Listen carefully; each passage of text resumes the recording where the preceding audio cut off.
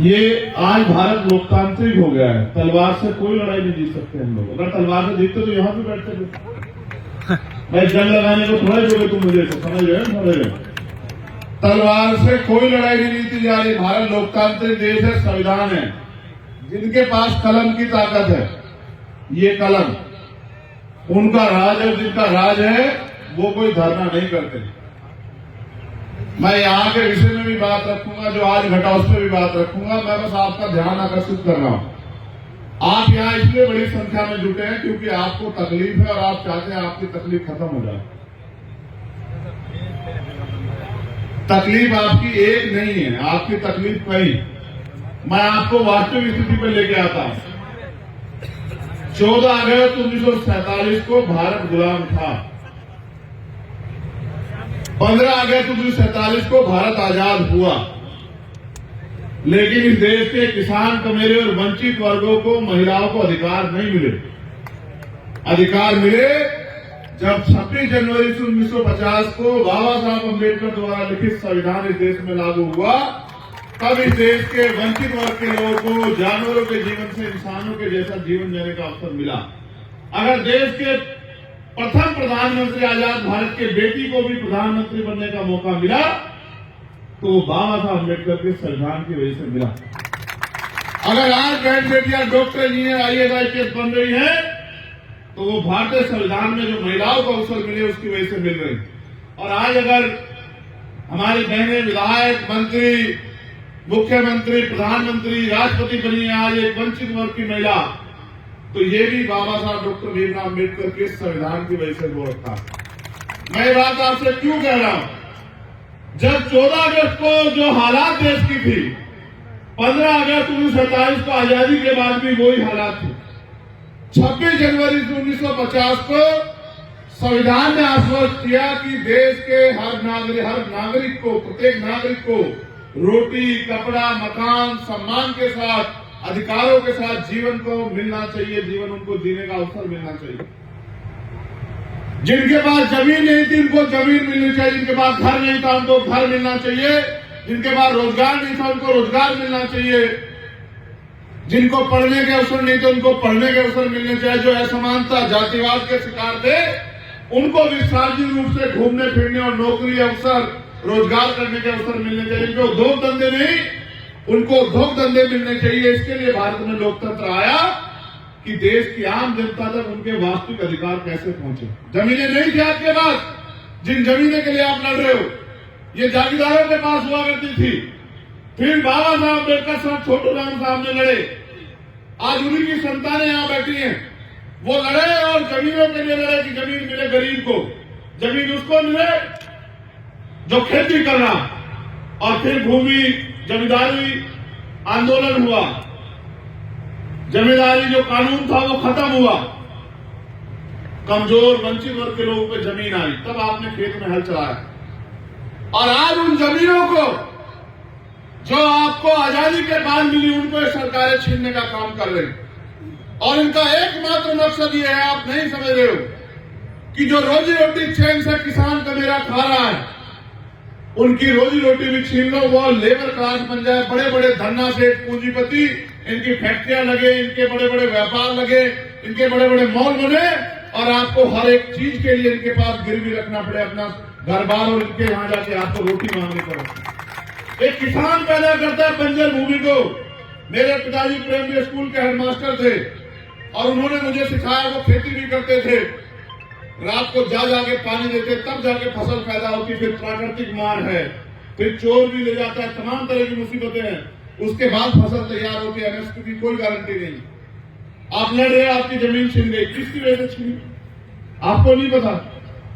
मैं तो नवलगढ़ की जनता पे वो कर रहा हूं भाई, मेरी बात पे गौर करना आप सब लोग। लोकतंत्र का मतलब ये है कि जिनकी ज्यादा संख्या उनका राज होगा, जो बहुसंख्यक लोग हैं उनका राज होगा। यही तो लोकतंत्र है ना, कि जिनकी वोट ज्यादा होगी उनका राज होगा। आपने तो सबसे बड़ी लड़ाई कमजोर ये कर दी कि जिनके 10,000 वोट है उनका विधायक बन रहा है, जिनके 80,000 वोट है वो बैठ के तमाशा देख रहे थे। क्या किया आपने? मैं ये नहीं कह रहा कि दूसरे लोग नहीं बन, सब बन सकते हैं। लेकिन आप ये बताओ, अगर दुश्मन के हाथ में औजार दोगे तो आपका इलाज करेगा नहीं करेगा, बताओ। अब आज उसी के लिए तो परेशान मैं बात नहीं करता हूं। मैं जब आ रहा था, हमारे साथी यहां से भी कह रहे थे, सबसे बारे पर एक सी बात की उन्होंने, ये कह देंगे कि संविधान बाबा साहब ने नहीं लिखा। संविधान तो क्या नाम बताया उनका, वीर सावरकर। ए भैया छोड़ो, वीरवार मत बताओ, सुनो, बाबा साहब अम्बेडकर की औलादे जिंदा हैं। इतिहास नहीं, भूगोल भी बदल देंगे, भूगोल। ऐसे गुंडे मवाली बहुत देखे हमने, समझ रहे हो। हमारा मन नहीं था जाने का वहां, तुम्हें सच बता रहे हैं। हम किसान का मेरे जो औलादे, हमारा मन नहीं था वहां जाने का, इसलिए जाने का मन नहीं था, आपके बीच में आने का मन था। वरना भाई लोग यहाँ बैठे हैं, अगर जाने का मन होता तो वो क्या वो डंपर वंपर लगाए थे, वो डंपर वंपर पलट के जाती बीमार में, आप जानते नहीं। यहाँ जो बैठ रहे हैं वो जानते, मैंने कहा कि रुक जाओ, तुम्हें लगता है कि हम आजाद हैं, है या नहीं है? तुम्हें लगता है ये डंपर रोक लेंगे क्या हम? तो हम यहाँ आए क्यों हैं? हमारा असल मकसद वो नहीं है। भाई ने बताया जब मेरी बात की शुरुआत कर रहे थे कि मैं माल्यार्पण का विरोध नहीं, मैं माल्यार्पण का विरोध नहीं करता, मैं माला पहनने का विरोध करता हूँ। माल्यार्पण तो मैं अपने महापुरुषों को करता हूँ, इसलिए करता हूँ, उनका कर्ज है हमारे को, उन्होंने हमारे लिए बलिदान दिया है, वो हमारे लिए लड़े, संघर्ष किया, एक एक अधिकार के लिए जो आंदोलन किया, लाठियां खाई। हम क्रांतिकारियों के बच्चे हैं, हमें इस बात पे फख्र है देश में, किसान के मेरे को लाते हैं। लेकिन मैं माला इसलिए नहीं पहनता कि जिनके समाज के लोग यहाँ, जैसा भाई ने एक स्पीच में बताया कि बहनों को खींचा गया, उनको पीटा गया, गाड़ियों में भरा गया, ये लड़ाई यही नहीं चल रही देश में। वहां देखो आप जंतर मंतर पे क्या हुआ, पहलवान बेटियों के साथ किस तरह का अन्याय किया गया, देखा आपने। कल हरियाणा में किसानों के साथ किस तरह का अन्याय किया गया, वहां के नेता सारे उठा के बंद करते, किस तरह पीटा गया, एक किसान शहीद हो गया। आपको लगता है मांगने से अधिकार मिल जाएंगे? अब तक आपकी समझ में नहीं है कि अधिकार कैसे मिलेंगे। अधिकार छीनने पड़ते हैं, छीनने, और छीनने के लिए दम चाहिए। आप समय तय कर लो, जो सीनियर कमेटी के लोगों में अपनी तरफ से आदेश नहीं देता हूं, मैं आंदोलन में आपकी मदद करने के लिए आया, उसके पगड़ी बांधने नहीं आया कि मैं इस आंदोलन को आगे बढ़ाना चाहता हूं। आप जो तय करो, हमारे सीनियर साथी यहाँ हैं, अगर आप तय कर दोगे तो इस फैक्ट्री में एक दिन काम नहीं होगा, मेरा आपसे वादा, ताला लगा देने का। हमारी जमीन आपको नहीं पता किस भाव दी है सरकार ने और किस भाव खरीदी जा रही है। सही है। आपको नहीं पता किस भाव देनी चाहिए थी, आपको नहीं पता कि क्या मुआवजा होना चाहिए था, सर्किल रेट क्या है, और किस तरह से सरकार के इशारे पे सर्किल रेट कम किया हुआ है, जिससे कि इनकी जमीनें, किसानों की जमीनें जो संविधान से मिल गई है, इनको लोग हड़प लें। और आपको नहीं पता कौन कौन से लोग प्रभावित होंगे, जिनके खेत हैं वो तो किसान प्रभावित होगा, लेकिन जिनका घर चलता है खेती से, जो खेती से जुड़े लोगों से जुड़े हुए हैं, चाहे वो लोहे का, लकड़ी का काम करने वाला साथी हो, चाहे जिनके पशु पलते हो, या जिनको छोटा मोटा लकड़ी का रोजगार है, वो सब इनसे प्रभावित होंगे। आप नहीं समझ पाए, इस देश के किसान कमेरे जब तक एकजुट नहीं होंगे, इस देश के किसान कमेरे जब तक भाईचारा स्थापित नहीं करेंगे, इस देश के किसान कमेरे जब तक कागज लेके दूसरों के नेताओं के आगे खड़े रहेंगे, हर सरकार के आगे, तब तक आपको अधिकार मिल ही नहीं सकता। इस बात को आप याद रखो। जो किसान फसल के लिए इतनी मेहनत करता है, धरती का सीना चीर के और दिन रात जाग के तमाम तरह की मुसीबतें सह के फसल पैदा करता है, वो आज तक नहीं समझ पाया कि वो इस देश में जब तक अपनी राजनीतिक ताकत नहीं बनाएगा, तब तक उसको कागज लेके या इस तरह के आंदोलनों का सामना करना ही पड़ेगा। और जहां जितनी ताकत बना लेगा, उस दिन उसकी फसल की भी गारंटी मिलेगी और कोई तानाशाम की जमीन पे को जबरदस्ती एक्वायर नहीं कर पाएगा। अगर आपको ये जमीन अपने हिसाब से जो मुआवजा आप चाहते हो वो करनी है, तो फिर आप ये भी तय कर लो। मेरे लोग तो इसे अपना अपमान मान लेते कि भाई उन्होंने जाने दिया, भाई सरकार उनके नहीं जाने देंगे। तुम्हारी सरकार है क्या? लोकतंत्र में वोट की शक्ति सरकार को नहीं, सरकार उनकी नहीं जाने देगी तो नहीं जाने देगी। मगर हम वहां जा क्यों रहे थे आपको पता है? हम वहां शहीद आजम सरदार भगत सिंह जी को नमन करने के लिए जा रहे हैं, जिनकी वजह से ये मुल्क खड़ा हुआ, जिन्होंने हफ्ते हफ्ते फांसी के फंदे सुने। हम बाबा साहब अम्बेडकर जिन्होंने संविधान लिखा, आज ये जो सरकारी इंस्टीट्यूशन है, पुलिस के लोग हों, ये प्रशासन के लोग हों, ये एमपी एमएलए बनते हो, जिनकी वजह से बन रहे संविधान की, जिन्होंने उनको लिखा, उनको नमन करने जा रहे। हमारा अपमान थोड़ा ही किया, इस देश के उन महापुरुषों का अपमान किया जिन्होंने इस देश के लिए बलिदान दिया। क्या ये अपमान हमारे लोग भूल जाएंगे क्या? आप बताओ, क्या भूल जाओगे अपमान? इस अपमान का बदला कैसे लोगे? इस अपमान का बदला किसान कमेले जिस वोट की शक्ति से, वोट की चोट से लेने का काम करेंगे। जो लोग हमें आज बाबा साहब की मूर्ति नहीं छूने देंगे, विधानसभा की पैड़ी भी नहीं चढ़ पाएंगे। मेरी बात को आप लोग याद रखें। ना हमारी पुलिस से कोई लड़ाई, ना हमारी प्रशासन से कोई लड़ाई, हमारी लड़ाई है अधिकारों की। और मैं यहां हमारे जिम्मेदार लोग बैठे हैं, कमेटी के लोग, मैं उनसे को आश्वस्त करता हूं कि देश में जहां भी अन्याय होता है वहां भीम आर्मी के लोग सीना तान के लड़ाई लड़ते हैं। जहां भी बहनों का अपमान होता है सीना तान के लड़ाई लड़ते हैं और किसी कीमत से नहीं चूकते। यहाँ जहाँ किसान से मेरे को लड़ाई हो, उस लड़ाई को भी लड़ते हैं। हम आपकी इस लड़ाई में आपके साथ हैं। आप समय तय कर लो, अगर आज तय करोगे तो यहाँ की कमेटी आज तय कर लो, आज लगा देंगे ताला, कोई फर्क नहीं पड़ता। हमारे लिए कोई काम ज्यादा जरूरी नहीं है, आपकी मांग से ज्यादा। और अगर जिस दिन आप तय कर लोगे इसके बाद उस दिन ताला लगवा लेना। ना हम ताला खोलने से डरते, ना ताला लगाने से डरते।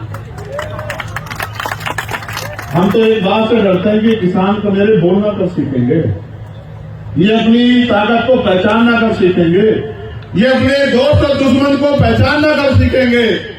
लगाते रहो नारे, उठाते रहो झंडे और अपने लोगों के साथ होने वाले अन्याय पे नारेबाजी और धरने प्रदर्शन करते रहो। या फिर तुम पे मौका आएगा, मैं तुम्हें सिर्फ सिखा सकता हूं, तुम्हारी उंगली नहीं पकड़ सकता हूं। तुम पे मौका आएगा, अपने साथ हुए एक अन्याय का जवाब वोट की चोट से देके इनको बताना कि अगर हम बना सकते हैं। किसान समझते हो, किसान फसल उगाना जानता है तो काटना नहीं जानता है ना? जानता है नहीं जानता है बताओ? अगर हम फसल लगाना जानते हैं तो फसल काटना भी तो जानता है। ये तो हमारा लगाएगा पेड़ है जो आपको दुख दे रहा है। इसको सबसे पहले किसने लगाया? हमारे लोगों ने बनाया ना विधायक, बनाया नहीं बनाया? हमारा था कि हमारे बिल में खड़े में आओ, देखो क्या की बात हो रही है। हमारे लोग न बनाते तो बन जाता है विधायक। हमारा लगा पेड़ है, हमने दी ताकत और हम ही काटेंगे इस बार। ये भी याद रखना इस बात को अच्छी तरह से। और ऐसा कर देंगे कि आज के बाद कोई, कई मामले मेरे सामने आ गए, आज के बाद कोई जो है विधायक और एमपी, कोई मंत्री किसी किसान की जमीन पे गलत नजर नहीं उठाएगा, किसी गरीब की बच्ची की तरफ आंख उठा के नहीं देखेगा। हम सब जान रहे हैं उनके कर्मों को यहाँ। लेकिन मैं आपसे कहना चाहता हूं, सिर्फ नारों से काम नहीं चलेगा भाइयों, बहुत कम समय बचा। जैसे ये आंदोलन हो रहा है, अपने आंदोलन को मजबूत करो, इसके बाद गांव गांव गली जाके समाज को जागरूक करो। हमारे महापुरुष जिनके बारे में हमारे साथियों ने कहा, माननीय काशीराम साहब कह गए कि वोट की रक्षा ऐसे करो जैसे बहन बेटी की रक्षा होती है, और बहन बेटी की रक्षा ऐसे करो जैसे जमीन की रक्षा की जाती है। जिस तरह से बहन बेटी की रक्षा के लिए लड़ते, इस तरह से अपनी जमीन के लिए भी लड़ो, चाहे कोई कीमत चुकानी पड़े। किसानों का इतिहास रहा है कि उन्होंने अंग्रेजों के दांत खट्टे किए हैं, वो उनके भी दांत खट्टे कर देंगे। और मैं आपसे कहना चाहता, अधिकार मांगने से नहीं मिलते, मांगने से भीख मिलती है। अगर अधिकार चाहिए तो छीनना शुरू करो, क्योंकि समय ज्यादा हो रहा है। और मैं जानता हूं आपको जाके अपने घरों के काम भी करने हैं, लेकिन क्योंकि जिन्होंने मुझे बुलाया, मैं चाहता हूं मैं उनको भी सुनूं कि वो इस आंदोलन को कैसे आगे बढ़ाना चाहते हैं। उनके मन में यहाँ के किसानों के लिए, कमेरों के लिए, मजदूरों के लिए क्या इच्छा है और वो कैसे चाहते हैं कि इन किसानों का हल हो। फिर जैसे मैं उनके आज के बुलावे पे आया, मैं उनके साथ रहूंगा। और मैं उनसे कहना चाहता हूं कि जब आप तय कर ले मन में कि इनके न्याय की लड़ाई को जमीन पर मजबूत करना हो, आप हमें बता देना। हम और हमारे सब साथी अपनी पूरी ताकत से इस लड़ाई को मजबूत करेंगे। बस आखिरी बात आपसे कहनी है, उठो, जागो, पहचानो, संघर्ष करो, अपनी ताकत को एकजुट करो और फिर आगे बढ़ो। वक्त आने वाला वक्त आपका, आपको कोई नहीं रोक सकता, क्योंकि आज अगर कोई लड़ रहा है तो वो आप हो, और जो आज लड़ रहा है वो कल का जो है वो लड़ाका कल का ताकतवर बनेगा। जो ताकतवर बनेगा वो अपने लोगों के लिए काम करेगा। साहब ये कहा करते थे कि वोट अगर इनको दोगे तो इनके लोग ताकतवर होंगे, वोट अगर उनको दोगे तो उनके लोग ताकतवर होंगे, अगर वोट अपने लोगों को दोगे तो आपके लोग ताकतवर होंगे। जब आपके लोग ताकतवर होंगे तो आपके काम करेंगे, आपके लिए खड़े रहेंगे। फिर अच्छा सोचो, यहाँ अगर हमारा व्यक्ति ताकतवर होता तो क्या यहाँ के सीओ साहब मुझसे कहते कि भैया वहां मत जाओ, उधर परमिशन नहीं, क्या मुझे परमिशन मांगनी पड़ती? नहीं। तो मेरी परमिशन तो आप डिनाई करवा रहे हो। आप ताकतवर बन जाओ, मेरी परमिशन खुद ब खुद हो जाएगी। ठीक है, बहुत बहुत धन्यवाद। जय भीम, जय भारत, जय मंडल, जय जोहार, जय जवान, जय किसान। आप सबकी एकता जिंदाबाद। और किसान भाइयों के लिए संदेश, आप जीतोगे, थोड़ा सा समय लगेगा। ये पहली सरकार है, इसको सुनाने के लिए दिमागों की जरूरत है। आज के दिमागे से सुधर गई तो ठीक है, नहीं तो जब कल ताला रहेगा तब सुधरेगी। फिर चाहे किसी को बुला लेना, ताला तब खुलेगा जब किसानों की मांगे पूरी हो जाएगी, उनको मुआवजा मिलेगा और उनके बच्चों को यहाँ नौकरी मिलेगी। ये जमीन हमारी है, इन पे अधिकार हमारा है, इन पे नौकरी हमारे बच्चों को मिले और हमारे उचित मुआवजा मिले। मैं इस मांग का समर्थन करता हूँ। धन्यवाद।